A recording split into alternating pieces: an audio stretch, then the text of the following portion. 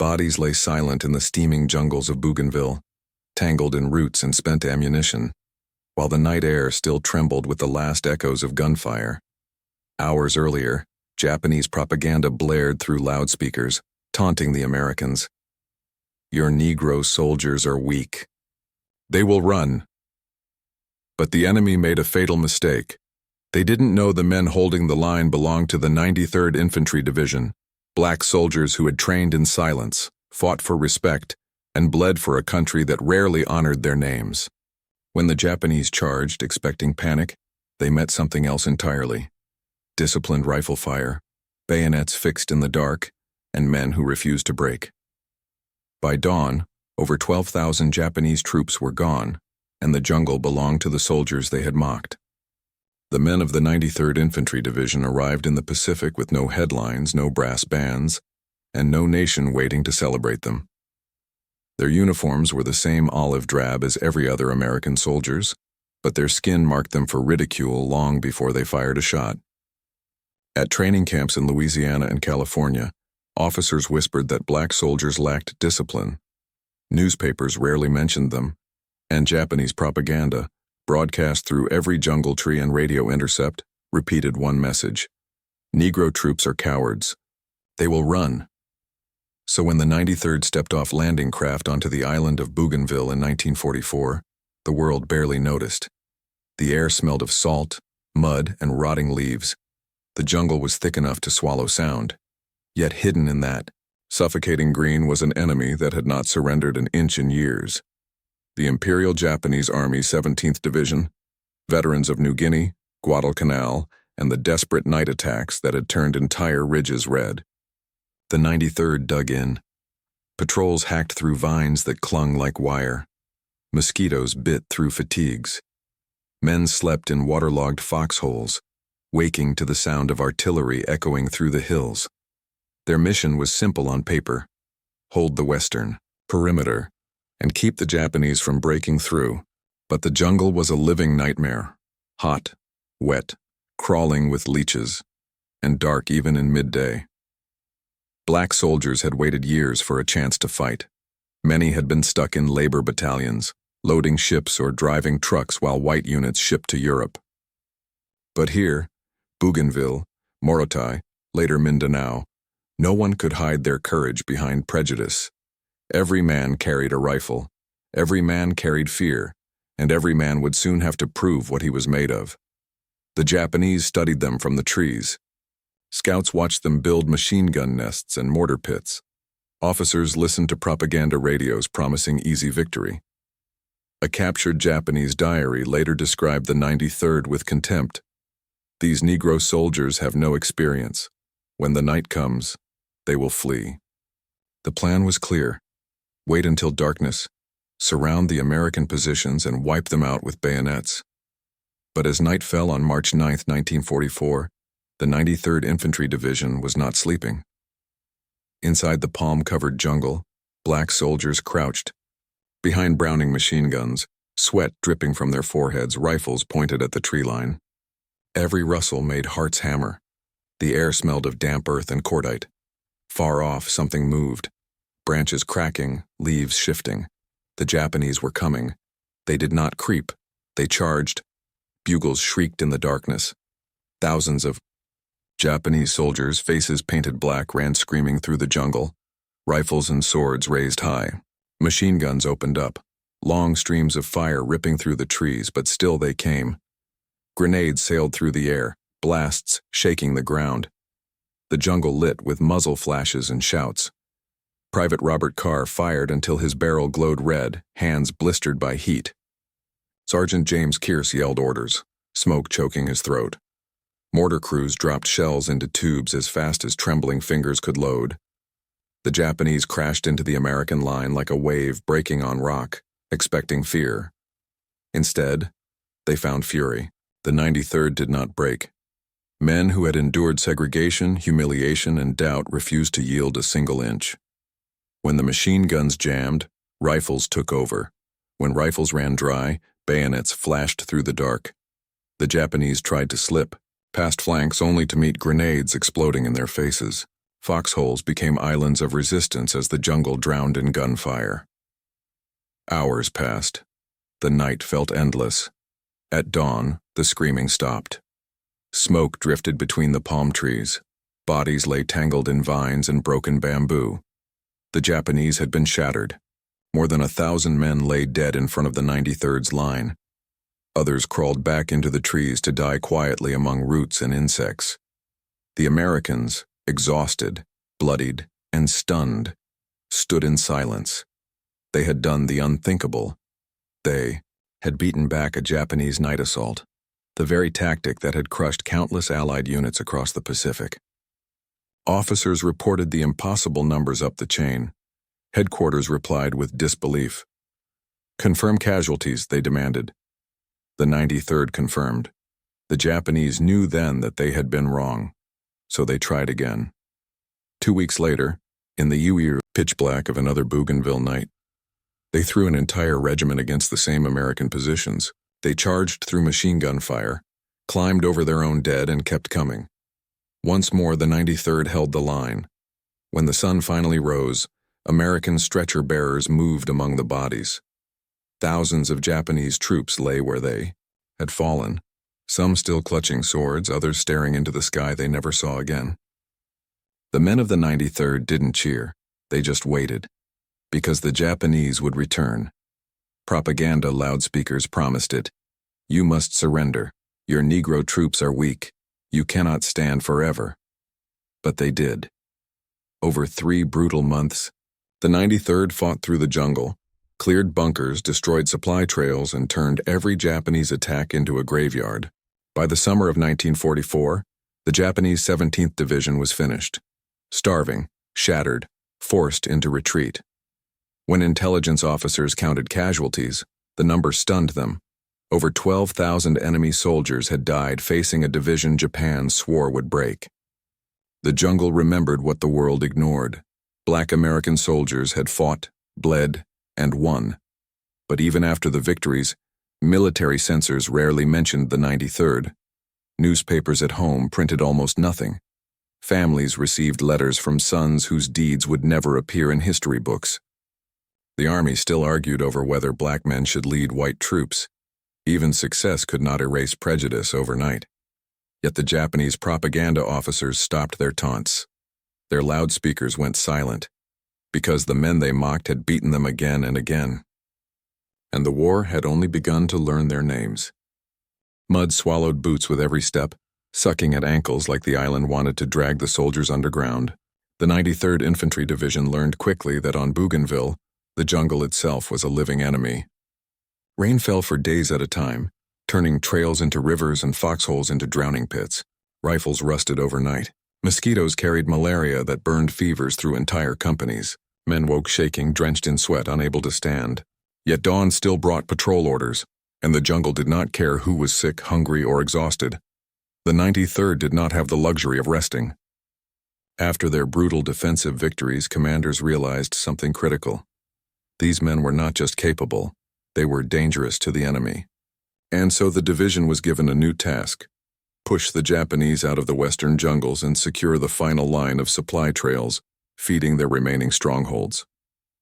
In other words, chase an army into a landscape designed to kill anyone who followed. Patrols moved in silence, cutting through vines thick as ropes. The jungle canopy blocked the sun, turning midday into twilight.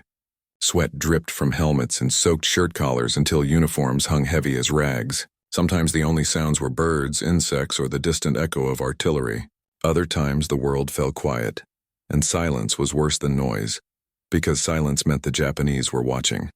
The enemy left booby traps where roots twisted across the ground. Tripwires hid beneath leaves. Log traps swung from branches. A single careless step could tear a man apart. The 93rd advanced slowly, every soldier scanning the undergrowth for movement, every rifle pointed into shadows that swallowed men whole. The Japanese fought like ghosts, snipers high in trees, machine guns dug into dirt bunkers covered in moss, patrols that vanished without tracks. One morning, Lieutenant Samuel Washington led a squad across a shallow creek, water brown from rain. A bullet cracked from the trees. The point man fell without a sound, face first into the current. Washington didn't panic. He raised his fist, motioned his men into cover, and pointed toward the ridge where a muzzle flash flickered. The squad moved like they had trained for years, circling wide, crawling through brush, rifles ready. When they reached the sniper's nest, they found a Japanese soldier slumped forward. One of the 93rd's riflemen had spotted him first. The squad pressed onward. At night, the jungle turned into a furnace of humidity and darkness. Soldiers slept in shifts, rifles across their chests, grenades within reach. They heard movement in the trees, lizards, monkeys, enemy patrols passing yards away. Sometimes they woke to the crack of gunfire. Sometimes to screams, sometimes to nothing at all. But the 93rd never ran. They hunted. Days blurred into weeks. Patrols captured enemy supply caches. Rice, dried fish, ammunition, medical kits. They blew up storage huts. They burned out sniper nests with grenades. They seized water sources and forced the Japanese deeper into the island's heart. Slowly, the jungle began to turn on the enemy instead. Starvation spread through Japanese ranks. Soldiers too weak to fight crawled from caves with hands raised. Some carried notes begging for food or water, their uniforms hanging from bones. Others refused surrender and charged with bayonets despite trembling legs. The 93rd treated prisoners with the dignity denied to them by their own country. They fed them, bandaged wounds, offered cigarettes. When Japanese officers asked why they showed mercy, soldiers of the 93rd answered simply, "Because we're Americans." Still, there was no end in sight. Higher command ordered another advance, deeper this time, toward a ridge believed to hold an artillery observation post. That ridge would cost blood. As the sun set one evening, the 93rd approached the ridge through chest-high grass. A single machine gun burst ripped the air. Men dove for the ground. Bullets sliced through leaves. Dirt exploded. The Japanese were waiting. Foxholes ringed the ridge with overlapping arcs of fire. Grenades rolled downhill. A mortar shell tore through the brush and sent 2 Americans flying. Sergeant Harold McRae, a man who had driven trucks before the Army finally allowed him to carry a rifle, crawled forward through mud until his uniform was nothing but leaves and blood. He inched to the machine gun nest, pulled the pin from his grenade with shaking fingers and tossed it blind. The blast silenced the gun. His squad rushed the opening. When they reached him, McRae was gone, his body buried beneath splintered roots. The ridge fell inch by inch. The Japanese fought until their ammunition was gone, then fought with bayonets, then fought with bare hands. When it ended, 30 American soldiers lay still. Nearly 200 Japanese dead surrounded them. The men of the 93rd didn't raise a cheer. They didn't shout or boast. They just sat in the mud, shoulders slumped, eyes hollow, rifles across their knees. War was not glory. It was survival. As the bodies were carried down the slope, rain began to fall again, slow at first, then harder, until the ridge turned to a river of red soil and flooding trenches. The storm washed away blood, but not memory. By the time reinforcements arrived, the 93rd had pushed deeper into Bougainville than any unit before them. They had broken Japanese strongholds, seized supply routes, and hunted an enemy no one thought they could face. And yet few generals said their name aloud. Reports credited supporting infantry. Newspapers spoke of Allied advances. The 93rd's victories disappeared into ink and silence. But the Japanese noticed. Captured diaries spoke of terror. One read, "These Negro soldiers do not run. They fight like demons in the night." Another warned that facing them meant certain death. The same officers who once mocked them now refused to attack their lines. The jungle whispered a new truth, one the world wasn't ready to hear. Black American soldiers had proven themselves not just equal, but exceptional, and Bougainville was only the beginning. The 93rd would soon be ordered to a new island, and a new hell, where an entire Japanese army waited. Rain had been falling for 2 straight days when the patrols of the 93rd reached the coast near Tarokana. The jungle had turned into a swamp, and every footstep sank ankle-deep into black water that smelled of rot. Men's hands were cracked from dampness, rifles wrapped in rags to keep them firing. The division's field hospital was overrun with malaria and jungle rot, yet new orders came before the sick could even rest. Secure the trail to Mavavia. The command meant only one thing: push deeper, hold longer, and keep dying in silence. They moved at dawn, boots squelching in the mud. The rain softened everything. Voices, gunfire, even the sound of fear. Lieutenant Charles Jackson led the column, his helmet dripping. Behind him trudged 30 men of C Company, faces gaunt, uniforms shredded. They followed the faint outline of a Japanese supply path, each step a whisper of risk. Every few minutes, someone froze, listening. The jungle breathed around them. Half a mile in, the lead scout raised a fist. The line stopped. Ahead, a log bridge crossed a narrow ravine, slick with moss. The scout took one step, and the world exploded. The bridge vanished in a blast of mud and flame. 2 men disappeared, gone before they could scream. The rest dropped to the ground, rifles snapping upward. Smoke rolled through the trees. Then came the voices, Japanese soldiers shouting from both sides, charging downhill through the brush. The 93rd fired back. Rifles cracked, grenades burst, and the air filled with the smell of cordite and blood. The enemy tried to flank left, but a machine gun team opened fire, cutting them down. The rest broke into the undergrowth. When it was over, the ravine steamed like an open wound. The men gathered what was left of their comrades. Private Lionel Ross knelt beside one, covering the body with his poncho. He said nothing. Words had lost their meaning. For the next week, the fighting became a rhythm. Advance, ambush, counterattack, dig in, repeat. The Japanese refused to surrender even when surrounded. Some pretended to be dead, waiting until Americans approached before detonating grenades under their chests. Others crawled into spider holes with bayonets ready. At night, their voices drifted through the trees, chanting, singing, sometimes laughing. It was madness made human. The men of the 93rd grew harder. They learned to move like shadows, to smell the difference between mud and the sour scent of explosives. They carved paths with machetes, slept in pairs, shared malaria pills like rations. One private joked that the mosquitoes were working for the Emperor. No one laughed for long. One evening, as dusk bled across the canopy, a runner arrived from headquarters. Prepare for counteroffensive. Intelligence believes enemy remnants regrouping near River Junction. The men of the 93rd looked at one another. They had heard that before. Remnants that somehow turned into hundreds of fanatics. But orders were orders. They cleaned their rifles, checked grenades, and moved out under a moon hidden by storm clouds. The River Junction was a nightmare. Waist-deep water, leeches, fallen trees. They reached the opposite bank at midnight.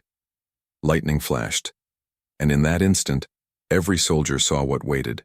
Rows of foxholes, heavy machine guns, and the gleam of bayonets. The Japanese had dug in. The first burst tore through the front line. Men fell into the water, blood spreading like ink. Sergeant Kearse shouted over the chaos, rallying what remained. Mortar teams dropped shells blindly into the dark, the blasts turning the rain to steam. Private Carr crawled forward, machine gun slung across his back, water up to his chest. He found a patch of dry ground and opened fire until his barrel smoked white. Hour after hour, the 93rd fought to cross the river. Lightning flared, thunder rolled, and the sky rained both water and steel. The Japanese charged again and again, screaming "Banzai" as they leapt from trenches. The Red Cross corpsmen worked until their arms trembled, dragging wounded men from the current. At dawn, the enemy's last assault came, a wave of silhouettes rushing through the fog. The 93rd held their fire until the shapes were close enough to see faces. Then rifles spoke all at once. The first line dropped, the second stumbled, the third tried to turn back and found themselves trapped. By sunrise, the jungle was silent except for the hiss of rain on cooling barrels. When the count was over, nearly 600 Japanese lay dead across the river. The 93rd had lost 32. The bodies were burned, the position secured, and the path to Mavavia opened. It should have been a headline victory. Instead, reports buried it under one line. Enemy resistance reduced. That night, as the men cleaned their weapons by lantern light, someone asked softly, "When we go home, you think they'll believe what we did here?" No one answered. The rain outside grew heavier.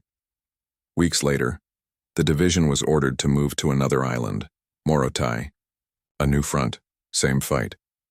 The men packed their gear, boarded landing craft, and watched Bougainville disappear behind them. The jungle that had tried to kill them was left to the ghosts of both sides. But it had changed them forever. The 93rd Infantry Division, dismissed, doubted, ignored, had become one of the most efficient fighting units in the Pacific. The enemy's propaganda had turned to silence. The Americans had learned respect. And in the hearts of the men who survived, a truth began to burn like fire. They had fought not just the Japanese, but the world's disbelief, and won. The sea was calm as the ships cut north toward their next battle. A few soldiers leaned on railings staring at the horizon. The sky cleared for the first time in weeks. Sunlight touched the red-brown water, the color of earth after rain. They thought of friends left behind, names carved into crosses deep in Bougainville's jungle. Then someone began to hum a slow tune, a hymn about freedom and home. One by one, voices joined until the sound rose above the engines, carrying across the sea. For the first time in months, the 93rd Infantry Division sang. Morotai looked peaceful from the water, palm trees, white beaches, a sky the color of polished steel. But beneath that beauty waited an enemy who refused to die. The Japanese garrison on the island had been cut off for months with no hope of resupply, no reinforcements, and no chance of victory. Still, they would not surrender. They hid in caves, moved only at night, and launched attacks like phantoms. Allied officers called Morotai a mopping-up operation. The men of the 93rd Infantry Division knew better. Nothing on the island was clean. Their transport ships grounded on a calm morning. Soldiers piled into landing craft, rifles ready. The ramp dropped, and the first boots hit sand hot enough to scorch cloth. Waves crashed softly. The jungle beyond was still. Too still. The 93rd advanced past coconut trees and abandoned outposts. Not a single shot welcomed them. It was the silence that set every man's nerves on edge. For 2 days they found nothing but footprints and old cooking fires. The Japanese had melted into the island's spine. Hills honeycombed with caves, ravines hidden by vines, tunnels dug through volcanic rock. Every night the enemy crept close, testing the perimeter. Some raided supply dumps. Others cut telephone wires. One group slipped through a gap near the beaches and killed 3 Americans in their sleep before vanishing back into the jungle. By the end of the week, orders came down. The 93rd would seek out and destroy every remaining pocket of resistance. What sounded simple became one of the most brutal hunts of their lives. Patrols crawled through dense undergrowth that tore skin and shredded uniforms. The ground sloped upward until the men were climbing on hands and knees. Snipers fired from holes barely wider than a fist. Machine guns flashed between rocks, cutting down scouts before anyone saw where the fire came from. Mortars boomed from caves so deep the echoes rolled for seconds. The 93rd adapted. Flamethrower teams moved ahead with engineers carrying satchel charges. When a cave mouth appeared, they cleared it inch by inch. One soldier would lob a grenade inside. Another would follow with liquid fire. And when the smoke poured out, riflemen rushed forward. Sometimes they found bodies. Sometimes they found survivors too wounded to resist. Sometimes they found nothing at all, just tools, ammunition, and a tunnel leading deeper underground. The Japanese used starvation as a weapon. Desperate soldiers raided villages for food, stealing rice and yams at night. When the 93rd set traps and ambushes, the enemy learned faster. They crawled on their bellies across open ground, dragging themselves through mud to reach irrigation ditches where water still ran. When caught, some pulled grenades from their shirts and pressed them to their chest rather than surrender. The men of the 93rd had seen death before, but Morotai forced them into a new kind of war, silent, grinding, endless. Every patrol expected to be hit. Every meal was eaten with a rifle across a knee. Every hour brought the chance of a sniper's bullet. There were no front lines here, only territories of shadow. Then came the long night. A monsoon rolled across Morotai with a roar like engines. Lightning split the sky. Rain sheeted through the camp. The ground turned to liquid. Men ran to reinforce trench walls before they collapsed. Somewhere in the darkness, a whistle blew. A single sharp blast, then another. The Japanese were coming. They attacked in scattered waves, ignoring bullets that punched holes through them. Some carried bayonets, others sharpened bamboo spears. A few were nothing but skin stretched over bones, yet still they came. The 93rd fired until barrels steamed, kicked rifles from hands, fought hand-to-hand in mud that swallowed the dead and living alike. The rain washed blood from faces faster than anyone could see who was winning. When dawn broke, the ground was littered with bodies, American and Japanese, half buried in the rain-soaked earth. Medics waded through the muck, pulling the wounded onto crates and doors used as stretchers. A chaplain stepped carefully between corpses, whispering prayers over men no one had time to bury. The assault had failed. But the Japanese were not finished. In the following weeks, survivors who had fled into the hills tried again and again to slip past American lines. Some reached villages and begged for food. Others charged machine gun nests in suicidal groups. One patrol from the 93rd found a cave with 20 emaciated soldiers, too weak to stand but still clutching rifles. They surrendered only when a Japanese officer shot himself in front of them. By now, the division understood. Morotai was not a battle. It was a slow exorcism of an army already dead and refusing to accept it.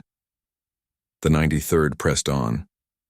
At one ridge, they uncovered a command post carved deep into rock. Maps covered the walls, candles burned to stubs, and diaries lay open beside empty water cans. One diary held a single sentence repeated across 3 pages. "We cannot leave. We cannot surrender. We cannot die fast enough." That night, the men of the 93rd sat around lanterns silent. No one boasted.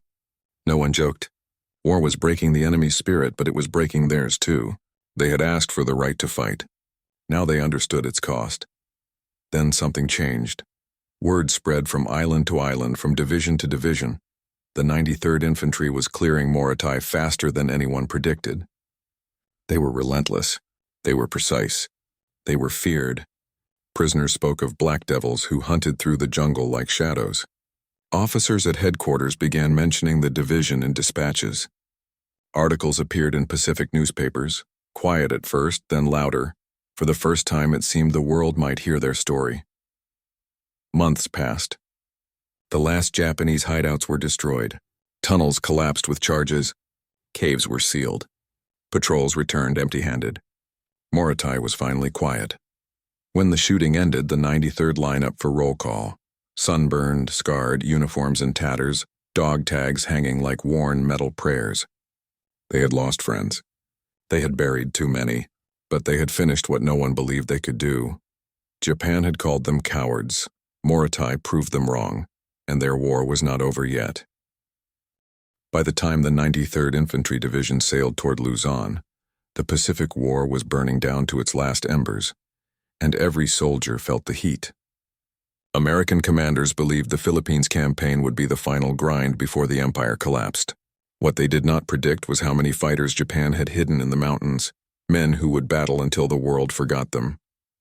And once again, the men chosen to root them out were the same soldiers Japan had once called cowards. Their transports reached Lingayen Gulf under a sky smeared with signal flares. The division disembarked with a confidence they had earned in fire. These were no longer green recruits. Their boots hit the shore with a force that made officers take notice. They were disciplined, fast, and lethal. Patrols pushed inland before the sand cooled beneath their feet. The Japanese defensive lines in northern Luzon were not walls. They were labyrinths. Tunnels wormed beneath ridges, machine gun nests hid in terraces of rice, and snipers waited in treetops so well camouflaged that even when shot, they seemed part of the forest. Every day was a hunt, and every hunt had a price. The 93rd learned to walk without sound, to smell gun oil before the first shot fired, to read broken branches like maps.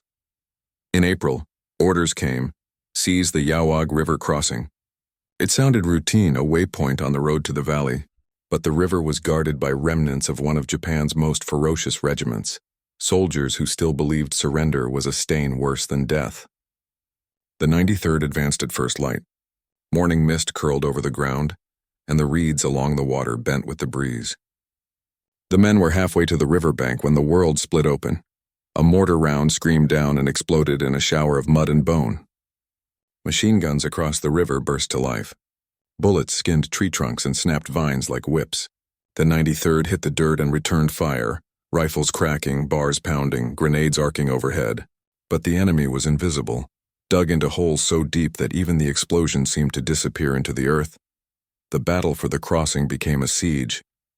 Flamethrowers roared, smoke grenades rolled across the beach, and engineers crawled forward with explosives strapped to their chests. By noon, the air reeked of burning powder and scorched palm leaves.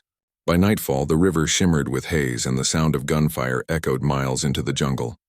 When darkness fell, the Japanese counterattacked.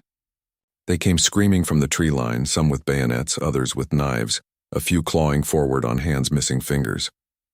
The 93rd met them head-on. Steel slammed into steel. Tracers carved lines through the night.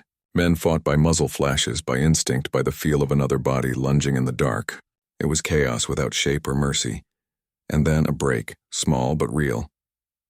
At dawn, scouts found a dry riverbed twisting upstream. The Japanese had not fortified it. They believed the walls too steep to climb. They were wrong. A platoon from the 93rd crawled into the ravine, slipping on wet stone, pushing rifles ahead of them. After an hour, they reached the ridge. The enemy trenches were below, facing the wrong direction. What followed was ruthless and fast. Grenades dropped into sandbagged pits. Rifles cracked at point-blank range. Bayonets flashed. Machine gun crews tried to swing their barrels, but the fire came from behind, unexpected and unstoppable. The Japanese line broke open like a shell. The men on the beach surged forward, crossed the river, and by afternoon the crossing was theirs. There was no celebration, only exhausted breath and the slow realization that another impossible task had been accomplished. Word traveled.